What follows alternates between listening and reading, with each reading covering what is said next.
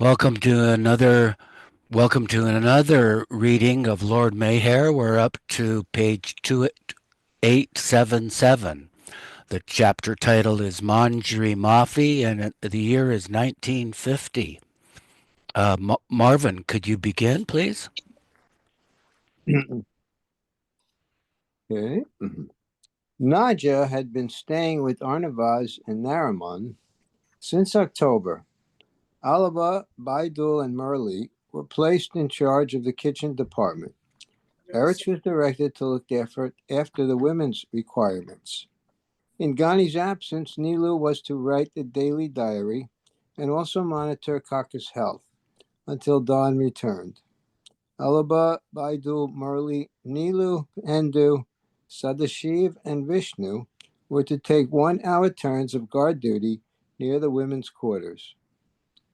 Because there were three kekis, namely Kaikobad Dastur, Nalavala, and Desai, to avoid confusion, Baba gave them three different names.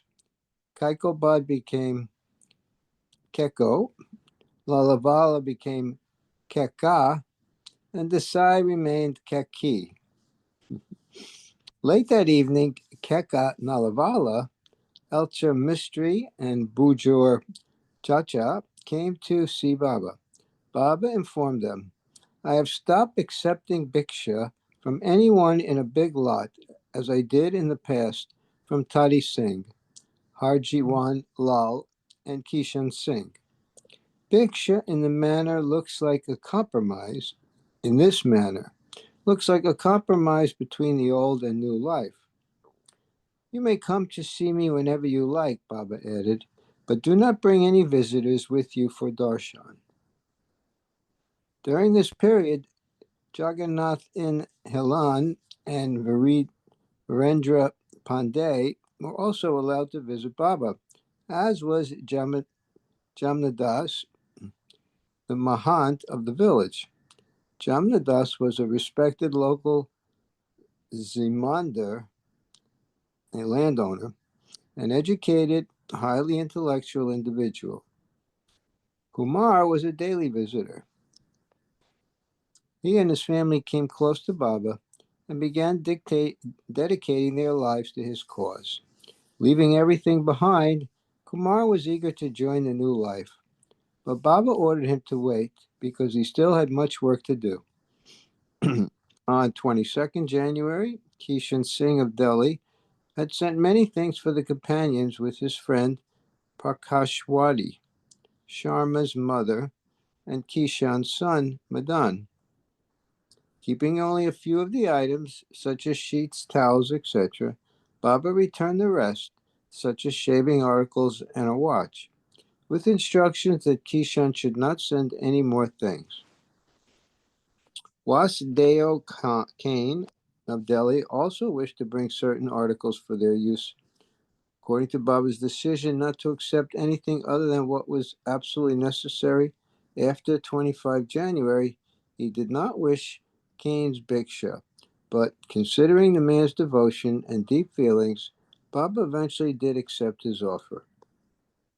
On 27 January 1950, Don left for Mehrabad to bring back certain items and then went to Bombay to bring Naja and to purchase necessary medicines and equipment he would need for his dispensary in Dehradun. The following evening, Baba paid a visit to the Manjri Mafi property to visit with Kaikobad and to inspect the progress of the work.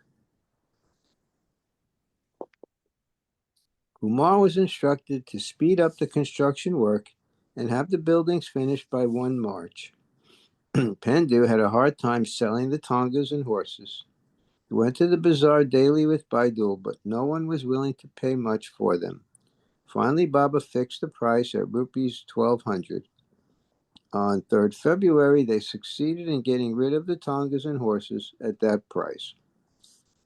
All but one of the bullocks were given away free to a friend of Kumar's, Professor Lek Raj Ulfat, who was the founder of Nahi Dunia, Little World, a school for deaf and dumb children in Dehradun.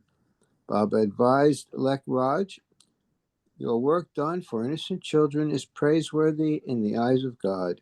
Carry on bravely and leave the results to God. At this point, only the caravan, one bullock cart, and the bull Raja remain with the New Life companions. And as the remaining New Life companion cart and bullock.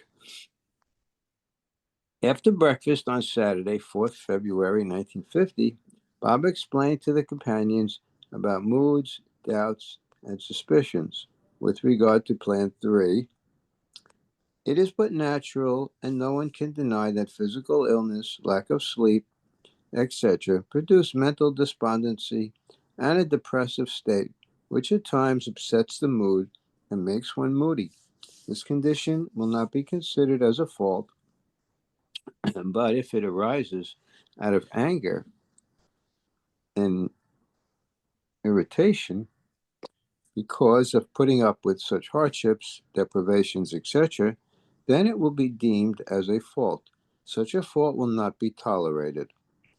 I have complete freedom to send those under Plan 3 anywhere or order them to go under any of the other plans at any time in the future.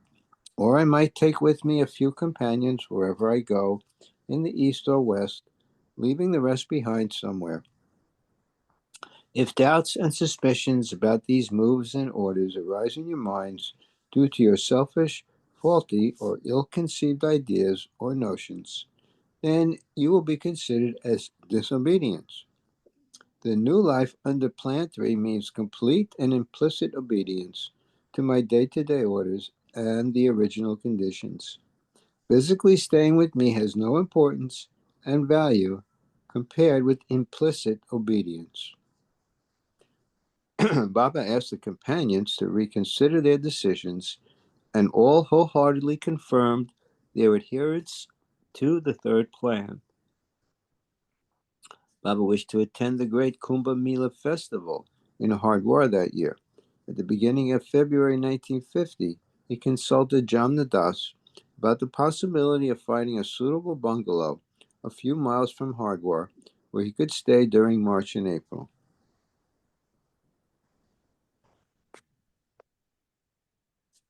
The Mahant suggested a place called Montechur, 4 miles from Hardwar. The next day, Virendra Pandey, the district information officer for Dehradun, offered to locate and arrange a bungalow for Baba. When Baba informed him he wished to pay the 2 months' rent, Virendra said it was unnecessary.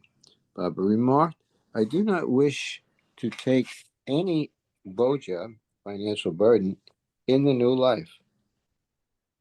On Sunday, 5th February, Virendra drove Erich to the village of Montechur, a distance of 35 miles, to show him the house of one of his friends, who was willing to allow Baba to use the property during March and April. Give me one.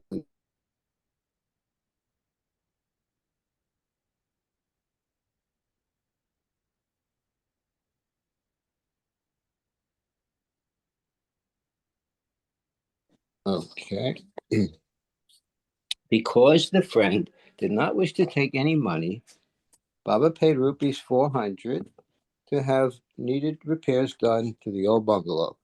The same day, Baba sent Baidul to make inquiries about mosques, saints, and the camps of sadhus and mahatmas around Rishikesh and Hardwar. Donna Naja arrived in Mandri Mafi on the 10th. Naja joined the other 4 women and was strictly ordered not to utter a word about the old life and the people in Bombay. On 4 February 1950, Baba had disclosed to the companions that prior to entering the new life, he made an agreement with Elizabeth Patterson. Elizabeth had given Baba a certain sum for his work, and he in turn had promised to visit the West, provided Elizabeth agreed to 2 conditions. First, of seeing that the course of the new life was not interfered with, and second, of bearing the expenses of the journey both ways for Baba and the companions going with him, as well as their maintenance while abroad. This new life has to be continued endlessly, irrespective of whether I stay in the East or the West, Baba stated. As per the instructions contained in the circular issued at the inception of the new life, there had been no correspondence or telegrams received from Elizabeth or Narina for the past 3 months. But when Don returned, Baba sent a letter through him to Elizabeth to the effect that, as promised, Baba would come to America whenever she invited him. Baba asked whether she would be able to arrange for him to come in July 1950. She was to immediately inform him of the specific month and year she would be ready to invite him, so that Baba could arrange his future schedule accordingly. The most important point for Elizabeth to know before inviting me, he commented, is that I will continue my new life even when in America. This naturally means no master, no disciple, no blessing, no grace, no receptions, and no interviews. Let us see whether she calls me on these conditions. Being situated in the foothills of the Himalayas, the winter in Dehradun was freezing cold, and the companions did not have sufficient warm clothing to protect themselves while on guard duty. They were getting up between 3 and 4 a.m. each morning to wash and prepare for tea, which was served exactly at 5 o'clock. The companions would assemble in a storeroom where, before drinking tea, Nilu would recite a Sanskrit couplet praising the past avatar's incarnations. Baba too stood with them at this time, since his face serene and full of luster, as one of those present recalled. After breakfast on Sunday, 12th February, Baba asked how each had slept. Did you sleep well last night? He asked Nilu. No, I did not, Nilu said. It's cold, cold, cold. In response, Baba rhymed, we are neither young nor old, our everything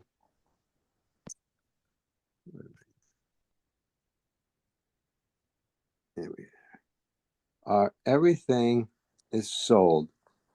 We are neither young nor old, our everything is sold. Neither we have silver nor gold, there is a new life all told.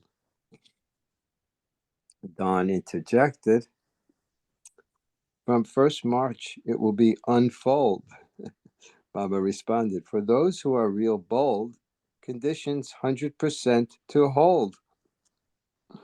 Baba's 56th birthday was celebrated in Mandri Mafi that day.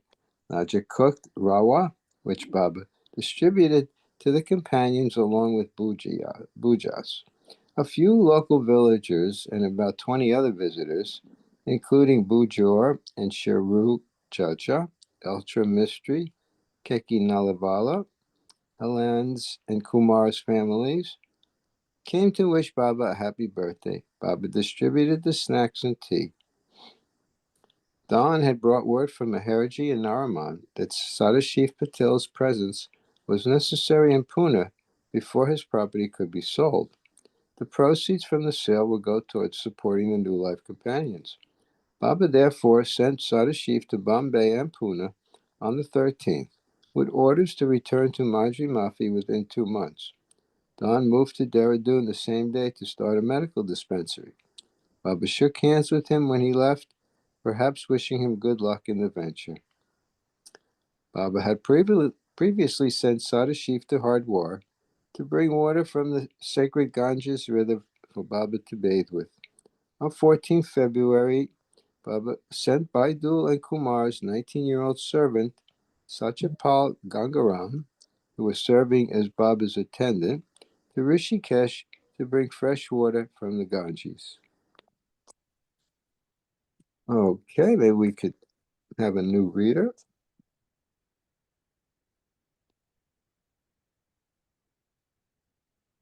You ready, Walt? Okay. Either, Rosie or the general. Okay, thanks, Ralph. Rosalie, are you ready? Yes.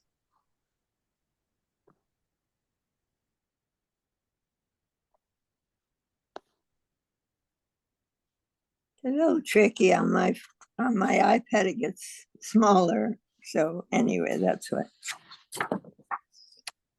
You can use your fingers, right? Yeah, I am, but it keeps doing it. Oh, it keeps Yeah, bouncing. so just so you know. Okay, Okay. so see, it already did it again. Okay, so where am I starting? Top of the page. Okay. Okay. Baidu was to pour back the extra water that Sadashiv had brought. Baba also directed them to purchase 2 young goats, if possible. They returned from Rishikesh on the 15th with 2 large cans full of water from the Ganges. At noon, Baba bathed with water from one of the cans. The other can was kept for another bath 2 weeks later on March 1st. Baba was becoming anxious about the completion of the work on the Manjri Mafi property before the end of the month. And he visited the property 3 times, sorry. He visited the property 3 times. Some of the villagers had approached Baba for medical help, and Baba instructed Murli to treat them with homeopathic medicines. Baba visited Manjri Mafi with Nilu on Thursday, 16 February, while returning to the Mahant's house. An old woman named Mrs. Gasita stopped them with tears in her eyes. She begged Baba to help her son who was ill. Baba asked for the details. The boy had vomited 20 times and suffering diarrhea, had passed 30 motions the previous night. Baba ordered Nilu to treat him. Before beginning the new life on 16 October 1949, Baba had promised his brother Jalbai that he would be called to stay with him for a few months. He was the only man from the old life to whom Baba had given such a promise. On the morning of 17 February, Baba dictated a letter to Jalbai in Pune, saying he could now come to Dehradun. But a week later, Jalbai sent a telegram that he was too ill and could not travel. On Saturday, 18 February 1950, Virendra Pandey drove Baba, accompanied by Erich, Kumar, and Nalavala, in his car to Motichur village, 35 miles away. Baba inspected the repairs and gave certain other instructions for a hut to be constructed. Then he was driven to Hardwar, where he met Sansar Chand, Gohal, Virendra's friend, and the owner of the bungalow. While Nilu was returning to Manjri Mafi in the evening, his patient, Mrs. Gasita, and her son were waiting on the road to thank Baba for his kindness.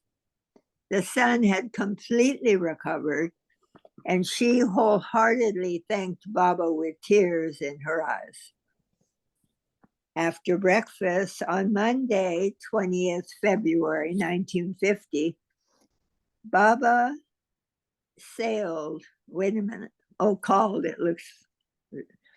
Baba called the companions and again explained in detail the implications and importance of the conditions. The entire day was spent in discussing and repeating the conditions of the various plans. A list of all the conditions was made, and Baba dictated the following.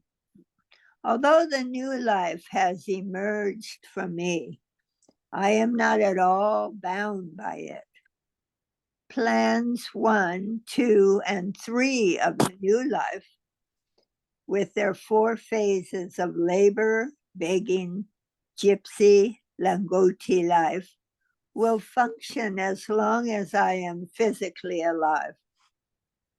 But this new life is endless, and even after my physical death, will be kept alive by those who live the life of complete renunciation of falsehood, lies, hatred, anger, greed, and lust, and who, to accomplish all this, do no lustful actions, do no harm to anyone, do no backbiting, do not seek material possessions or power, who accept no homage, neither covet honor nor shun disgrace, and fear no one and nothing, by those who relies wholly and solely on God, and who love God purely for the sake of loving,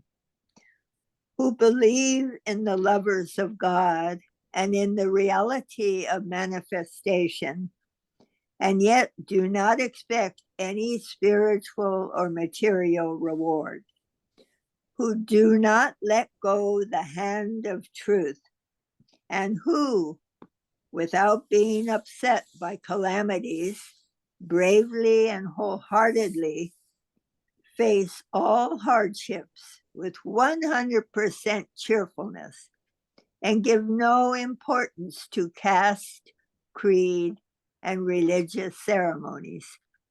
This new life will live by itself eternally, even if there is no one to live it. The fixed conditions for those men who accepted plans 1A, 1B, 1C, and plan 2 were: 1, first and foremost, you must take it as an absolute and unqualified certainty that you will not receive even the slightest spiritual or material benefit, or indeed any benefit whatsoever. On the contrary, you must be prepared for every kind of disappointment and adversity. 2, you should not expect that Baba will have his nazar on you, or that he will perform any miracles or use his spiritual key to protect or save you from illness, danger, imprisonment, death, or difficulties and disasters of any kind. 3, you will not touch women except when necessary, your mother, wife, sister, and daughter, or professionally when you are practicing as a doctor. 4, you will not enter politics. 5, you will not express anger by word or deed to anyone, whatever the provocation, and you will not criticize anyone unfairly, either to his face or behind his back. Although you may at times feel anger in your mind, you must never express it by word or deed.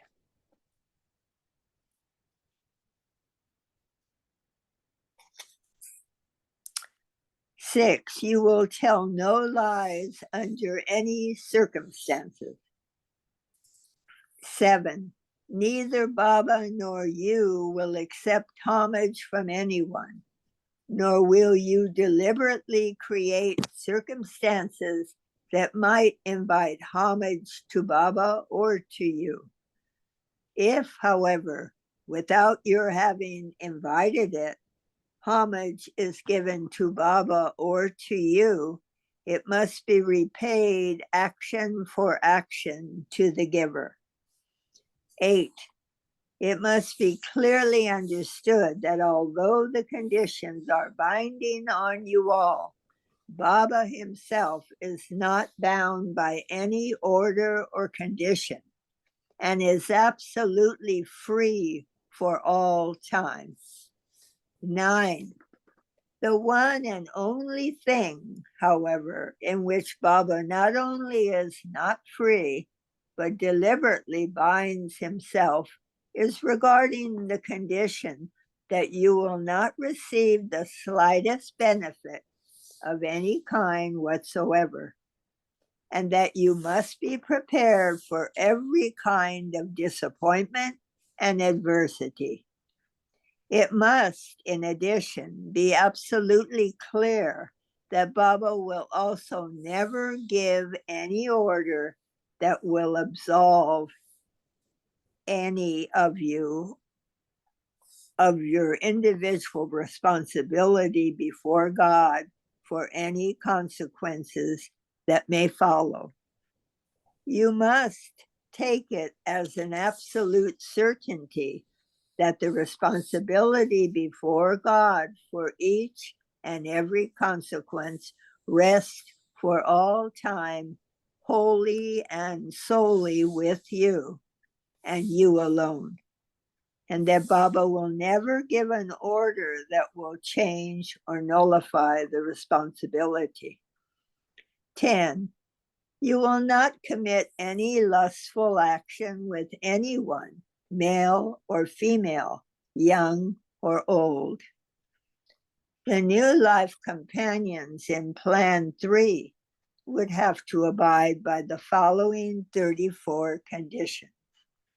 1. In this new life of complete renunciation, you will be utterly at the mercy of all kinds of good or bad treatment that may be meted out to you by others.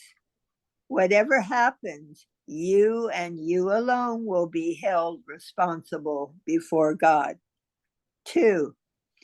If your dependents or your business or private affairs of the old life suffer in any way, you and you alone will be held responsible before God.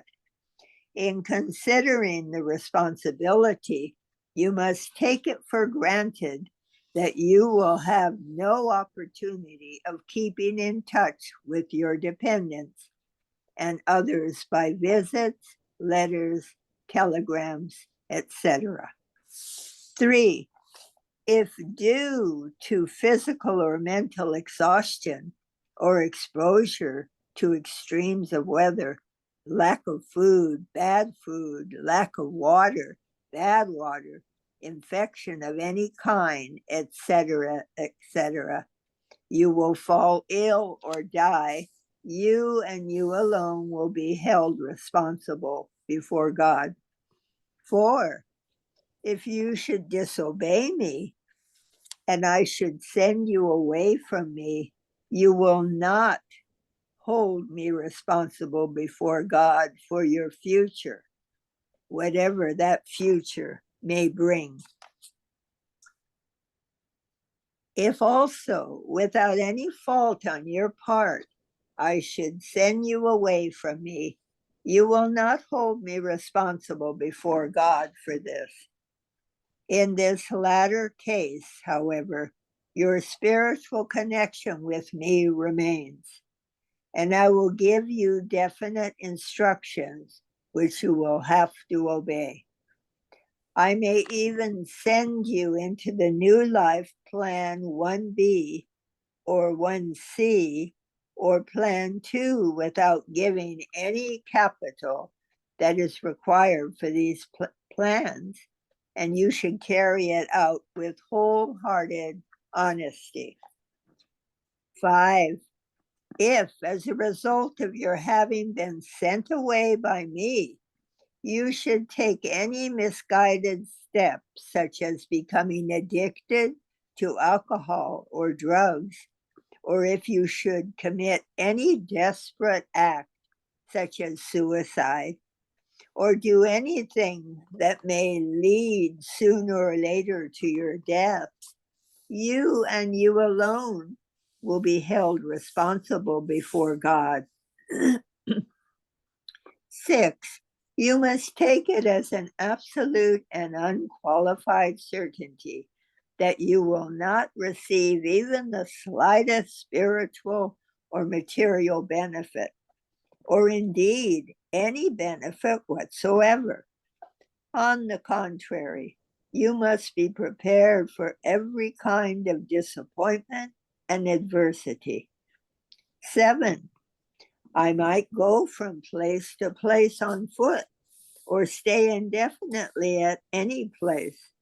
Wherever I go or wherever I stay, you should be with me unless otherwise ordered. 8, in this new life, you should not expect me to humor you or make any concessions to your weaknesses. On the contrary, you are expected to humor me. 9, you should not expect that I will have my nazar upon you, or that I will perform miracles or use my spiritual key to protect or save you from illness, danger, imprisonment, death, or from difficulties and disasters of any kind. Indeed, I may become so utterly defenseless that I may be unable to help even myself. 10, you may believe me to be Avatar, God, devil, or anything or anyone you please, but you must understand that although I may live among you as if I were your brother or friend, I will in fact be your master, whom you must obey absolutely. 11, I may give you any order at any time which you must obey. Such orders, however, will not be of a, quote, spiritual kind, end quote. For example, meditation, etc. And you must not expect so-called spiritual instructions from me. You will have to obey any order I give you, and you must understand that I might order you to do anything, good or bad. I might order you to do anything to my own person, such as to spit upon me, kick me, abuse me, and you will have to obey such orders without hesitation. I might also place my head on your feet and might wash your feet, and you must not object or hesitate or show any emotion should I do things of this kind. Should you show the slightest objection, hesitation, or emotion in any of these contingencies, I might send you away from me. 12, you will have to obey instantly and implicitly any order, whether ordinary or extraordinary, given by me. 13, any instructions given by me should be immediately carried out if genuinely, honestly, and sincerely thought to be my serious order, giving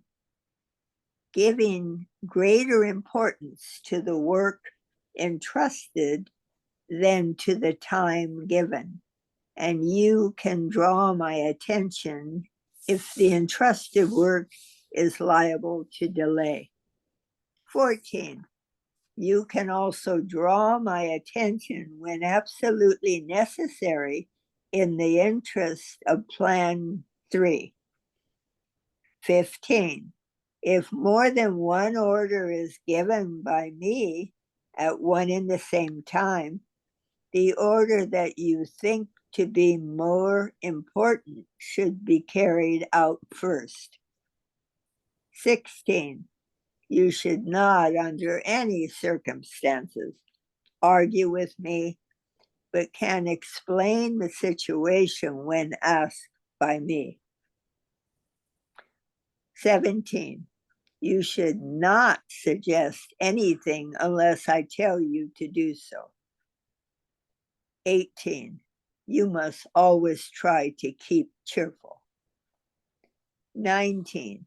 You will not touch women, and you will not commit any lustful action with anyone, male or female, young or old, but you can talk to women when necessary. 20. You will not touch money, and you will not accept money from anyone, nor give it to anyone, even to me. But when I give money to you for some work, you can deal with it amongst those Plan 3 Wallahs, who are also given the same permission to touch money. 21. You will not discuss politics. 22. You will not express anger to anyone by word or deed, whatever the provocation may be. 23. You will not criticize anyone unfairly, neither to his face or behind his back. Although you may at times feel anger in your mind, you must never express it by word or deed. 24. You will tell no lies. Everything will be frank, clear, and open. There will, for example, be no evasion of the truth if you are asked who you are or who Baba is. 25. You will not accept homage from anyone, nor create circumstances that might invite homage to you. If, however, without having invited it, homage is given to you, it must be repaid action for action to the giver. Should I place my head on your feet or wash your feet, this will be an order, and you should not consider it as homage. 26. You must not create circumstances that might invite homage to me. 27.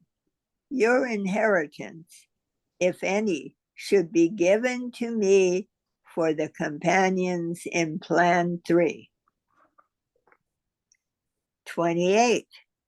I desire not to accept anything except money for the companions in Plan 3 from the companions in Plan 1, B, and C, and Plan 2. 29.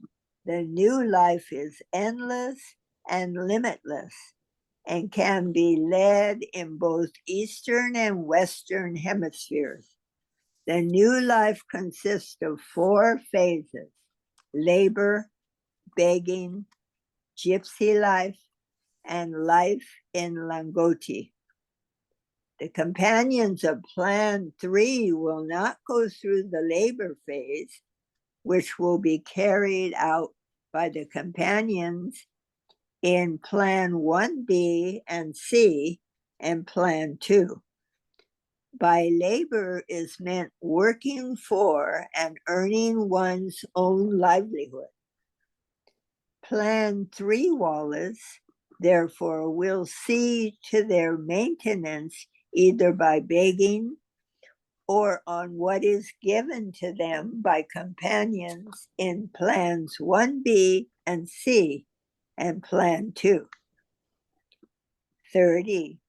As any time factor has no concern with the new life, begging, gypsy life, and life in Langoti can be done at any time, either individually or collectively, or not done at all, according to my instructions. 31. You will beg only for your own food when ordered by me.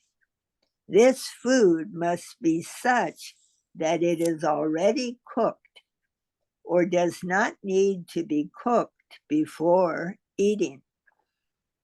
32. You will neither beg for nor accept in Bhiksha anything but your own food. Also, you will not accept anything that is offered without your begging. 33.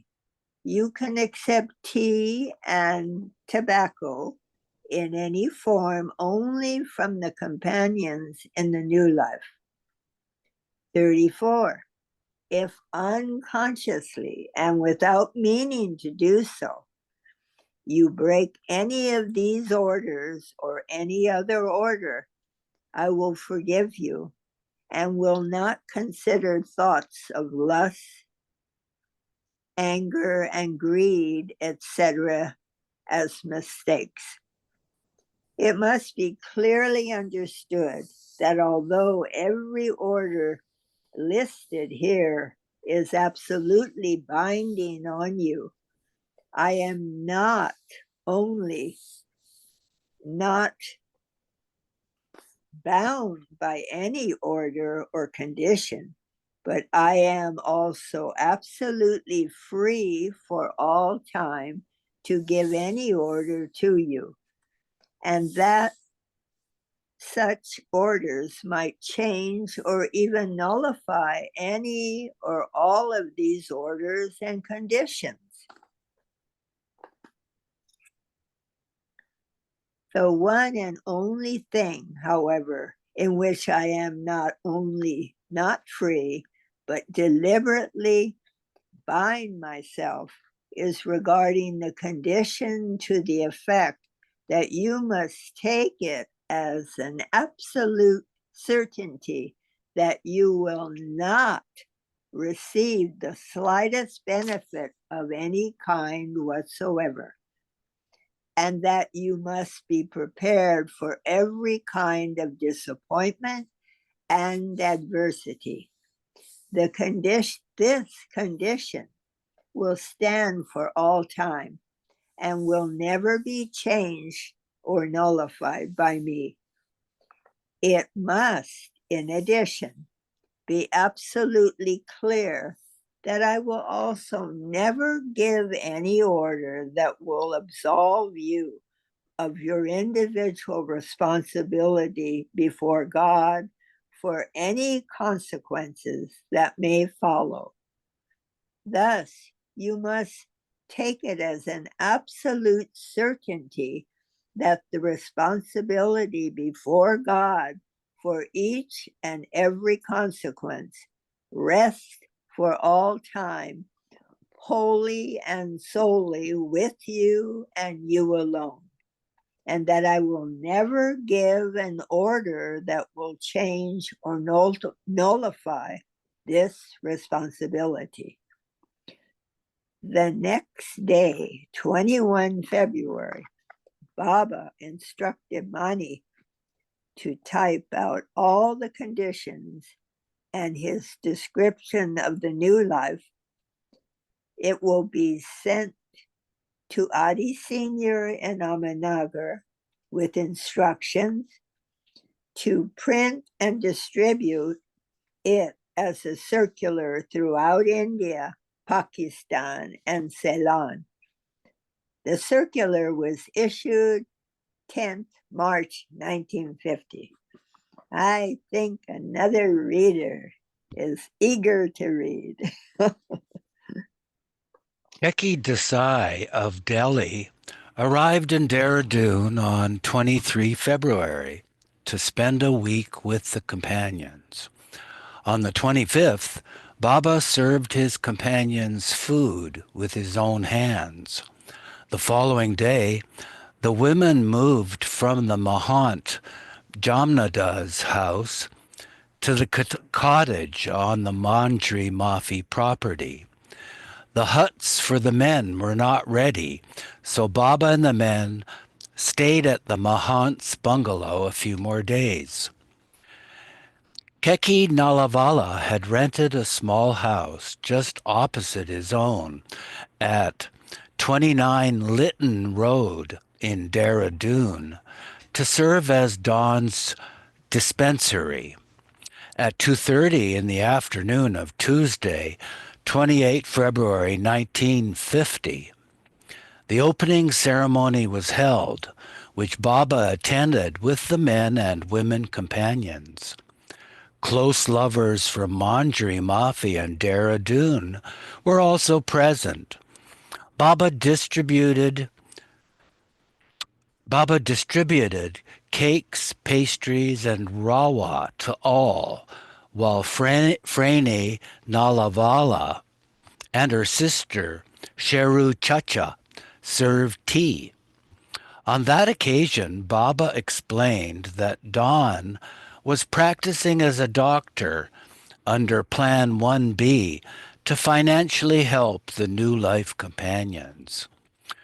Before returning to Manjri Mafi, Baba, with the women, visited the Nalavala and Burjor homes for a while.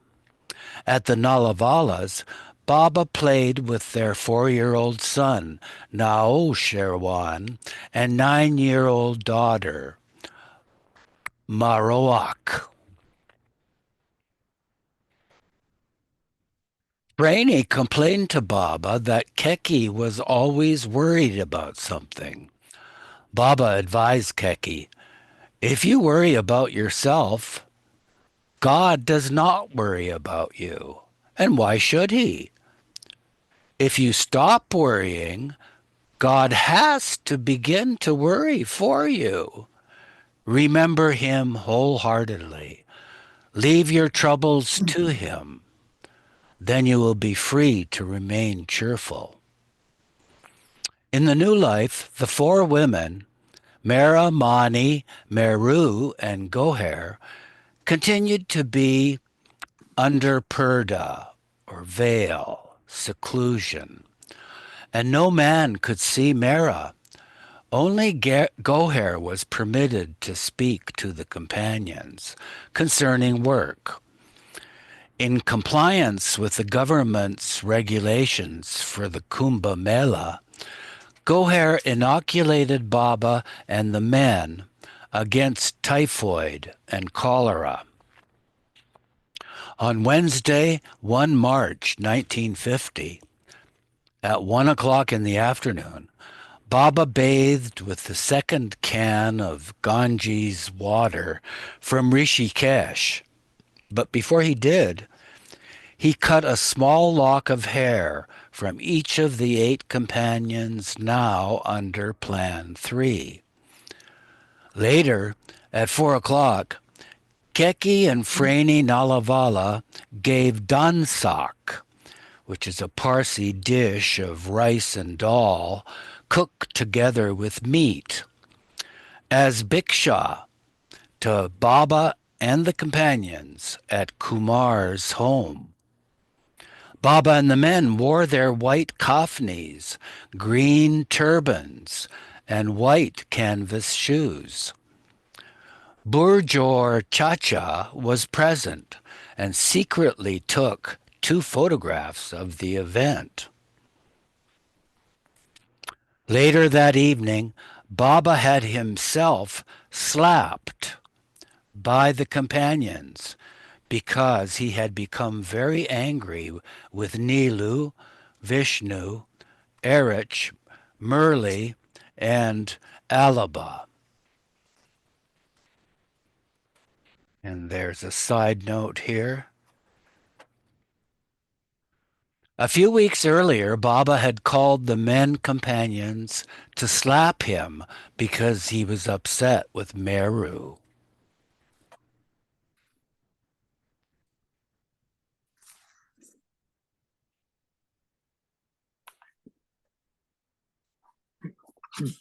Photograph Baba accepting Bhiksha from Keki Nalavala, Masaji, Kakabaria, Erich, and Elcha.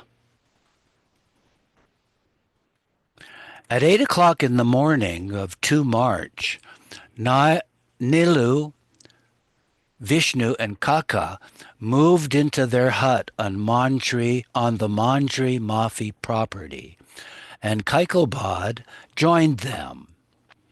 The cement floor was still damp, so Baba instructed Kumar to spread hay on it so the companions could use it. Baba was to leave for Motichur the following day, so he spent the day with the 4 women, sorting out their domestic difficulties and making arrangements for them during his absence. From 1 March, Baba had relieved Vishnu of his duties as household manager, but he was still to do the women's marketing. Nilu was to look after the women, besides maintaining a diary. The women were to cook for Vishnu, Nilu, Kaka, and Kaikobad. Their food expenses were to be defrayed from the women's share of the money held with Mayurji. Vishnu was the cause of Baba's anger that afternoon, when he showed up 5 minutes late. Baba directed him to slap his face in front of Kumar and Goher, which Vishnu did.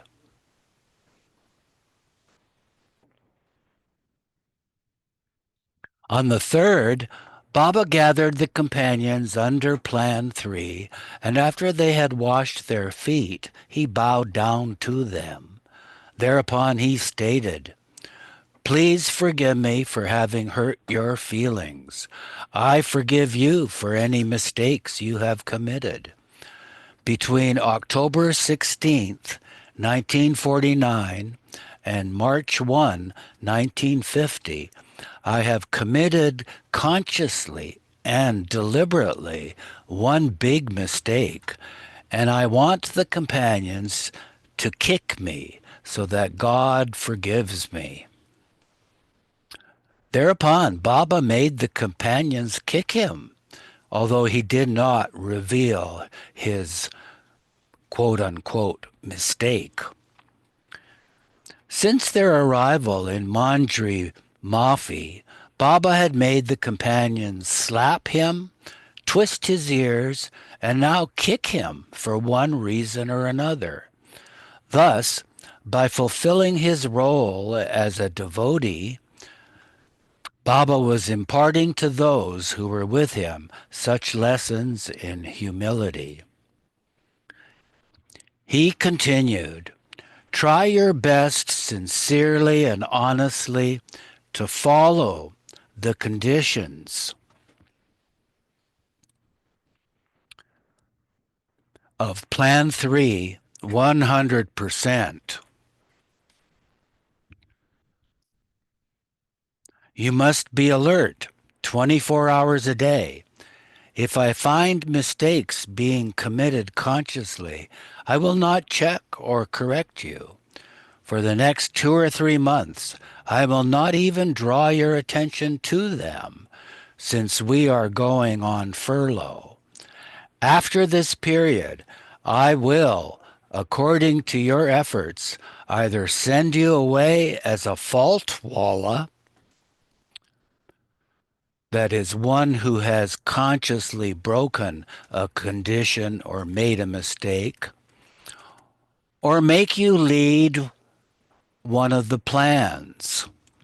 This decision will help me make sure that I have not compromised my oath and conditions during the furlough period, which will not have any concern with the conditions which are to be followed 100%.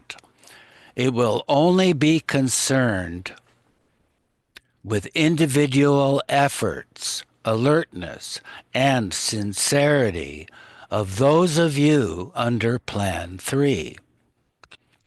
Accompanied by Alaba, Baidul, Erich, Gustaji, Murli, Pendu, Keki Desai, Keki Nalavala, and the servant boy Satyapal, Baba left Mandri Mafi for Motichur on Friday, 3 March 1950 at 1:30 in the afternoon.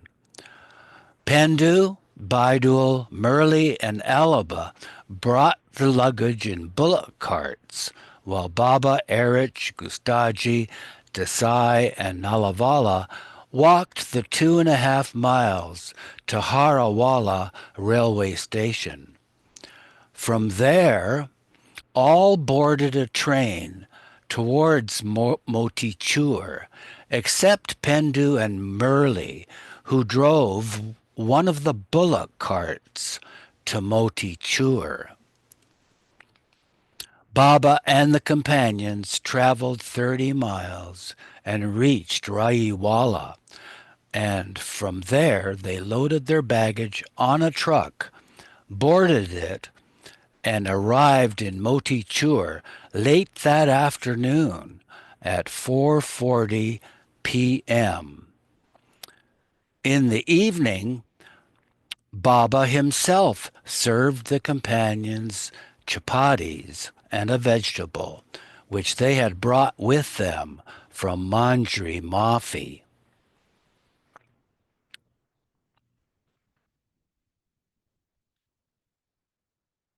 He expressed his pleasure at the newly built grass hut, the repairs done to the cottage, and the pitching of a tent for the companions.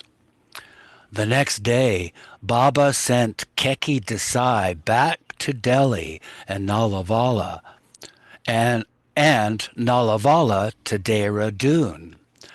After their arrival in Motichur, Baba and the companions began eating only one meal a day. Baba and Gustaji would have rice and dal, and the other companions would have dal and chapatis. Also, Baba began doing his own menial work of sweeping his hut, cleaning his utensils, plate, and commode, washing his clothes, and so forth. After his bath on the 4th, Baba sat in his grass hut alone in seclusion for 15 minutes, and thereafter informed the companions that he had again confirmed his oath and the conditions of the new life. Baba instructed the companions to make exhaustive inquiries about the names and locations of ashrams, hermitages, or camps of all saints, sadhus, and mahatmas who would be coming for the Kumbh Mela, the greatest celebration of holy men for the past many years in Haridwar. Here we have a side note.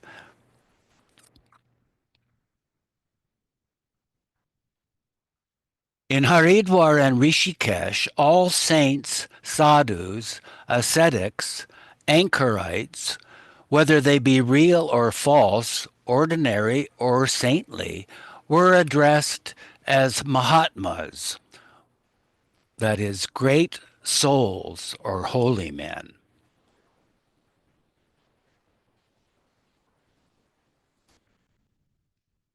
On Tuesday evening, 7 March 1950, Pendu brought news of a good sadhu near the spring where the companions filled their water jugs. Baba immediately went to the sadhu, bowed his head at the sadhu's feet, and brought him back to the hut to feed him. Baba spoke with him for about an hour via the alphabet board before the sadhu left. Whoops.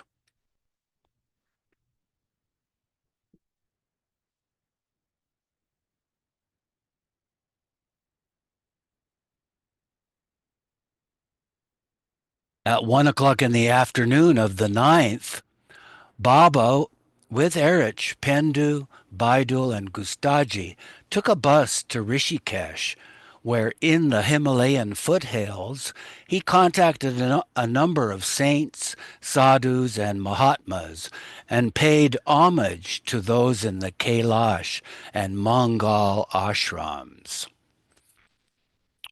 And here's another side note.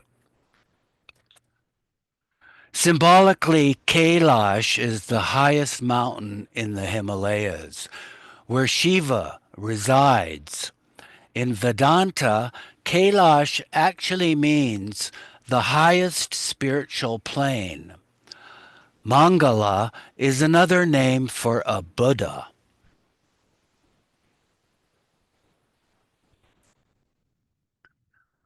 Baba would lay his head on their feet, or at times touch their feet with his hands.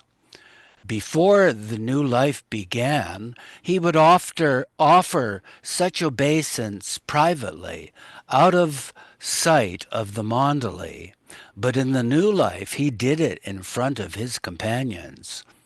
I bow down to sadhus, saints, and musts. In the new life, he stated, but it is quite different from the must work I used to do before. On the first day of visiting ashrams, huts, and caves, Baba made 91 contacts with different saints, sadhus, and mahatmas. Pendu was told to keep a record of the number of contacts. Trekking a long distance beyond Swarg Ashram and the Bhagirathi River Bridge, Baba completed the contacts in 5 hours. And this is a good place to stop, 2891. Let me stop the recording. Whoops.